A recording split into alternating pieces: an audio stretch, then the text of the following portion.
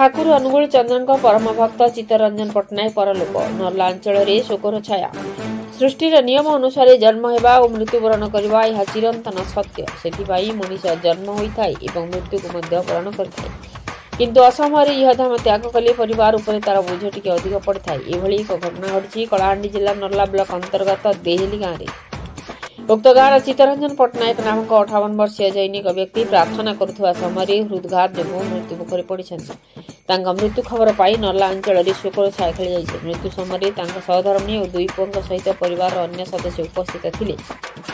से ठाकुर अनुगुल चंद्रन परम भक्त थे। नर्ला जयगुरु सत्संग केन्द्र संपादक भाव में कार्य तुलाउथिले। वियोग में नर्ला सत्संग केन्द्र अपूरणीय क्षति होइछि। वियोग में नर्ला विधायिका मनोरमा महांती, ब्लॉक अध्यक्ष दुर्गा प्रसाद महांती, सांबादिक नीलकंठ बेहरा, जगतराम साहू, दीपक ठाकुर, सुशांत चांद, त्रिलोचन गौड़िया और ओजेयू संघ ओयूजे संघर समस्त सांबादिक शोक व्यक्त करने सहित अमर आत्मार सद्गति पाई सृष्टिकर्ता पाखरी प्रार्थना करिसेंते। नर्लारू जगतराम साहू सह दीपक ठाकुर रिपोर्ट मसीहा न्यूज। आपण मसीहा न्यूज यूट्यूब चैनल को सब्सक्राइब कलेनी कि जदि करिनाहंती एबे करिनियंतु। एहा सह मसीहा न्यूज रो फेसबुक पेज को और ट्विटर को फॉलो करंतु। ता सह मसीहा न्यूज रो ऐप आसी गलानी। निज मोबाइल रो प्ले स्टोर रो डाउनलोड करनियंतु। जय जगन्नाथ। से चित्तरंजन पट्टनायक जन गुरु भाई से दीर्घ दिन धरी ठाकुर अनुकूल चंद्र सतमंत्र अभिमंत्रित थे। विशेषकर नर्ला सत्संग केन्द्र से थिले जड़े महान व्यक्तित्व।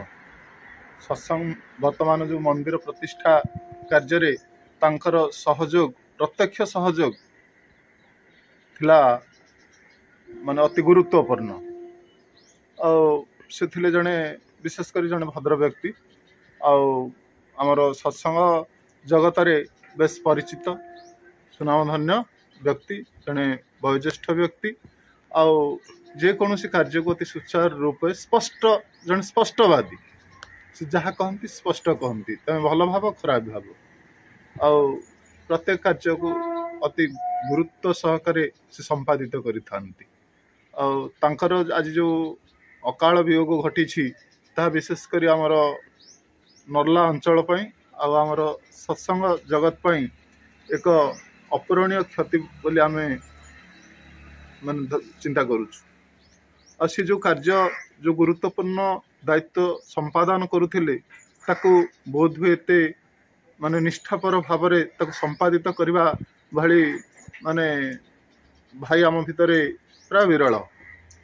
तेणु तांकर आज जो अकाल वियोग घटी से आमे समस्ते दुखित। परम पिता निकट प्रार्थना करुछु अमर आत्मार सद्गति हो आउर से शोक संतप्त परिवार को आज दुर्दिन रे असमय परम पिता धैर्य एवं शक्ति प्रदान करंतु ए कष्ट को सहिबा पाई। चित्तरंजन पट्टनायक दादा घर हूँ देहली से आमर सत्संग जड़े सक्रिय निष्ठापर कर्मी आमर परम दयाल शिष्य ठाकुरंकर से पूत पवित्र जाजक प्रांजा 2014 मसीहा अक्टोबर मासरे से प्राप्त होते। परम दयाल शिष्य ठाकुरंकर दीक्षा से 11/5/1986 मसीह ठाकुरंकर सतमंत्र से ग्रहण करते। से जन अत्यंत निष्ठापर आ दक्ष कर्मी आमर नर्ला सत्संग केन्द्र तथा आमर सत्संग जगत यह एक अपूरणीय क्षति। माने समस्त सहित से जड़े अत्यंत मेलापी परोपकारी व्यक्ति थिले। समस्त सहित भाई माँ मान सहित अत्यंत सुसंपर्क थिला। तांकर वियोग रे आमर गुरु भाई माँ तथा आमर तांकर गाँव रे तांकर पड़ा पड़ोसी रे समस्त भितर गोटे शोकर छाया खेली जाइछि। कारण तांको भली जड़े भल मनीष को आम आज हरैकी आमे माने समस्ते म्रियमार आमे मर्माहत। परम पितांकर आतुल चरण रे तांकर विदेही आत्मार सद्गति निमंते आमे प्रार्थना जनाऊछु। आउ ए भली गोटे विपत्ति समय रे तांकर से शोक संतप्त परिवार को असीम धैर्य शक्ति एवं साहस दियंतु परम पिता। ए प्रार्थना जनाऊछु आमे परम पितांकर आतुल चरण रे। निश्चित भाव रे से तांकर से अमर आत्मा तांकरी रातुल चरण रे स्थान पाइबो ए आशा अमर रही। प्रार्थना रही परम पिता।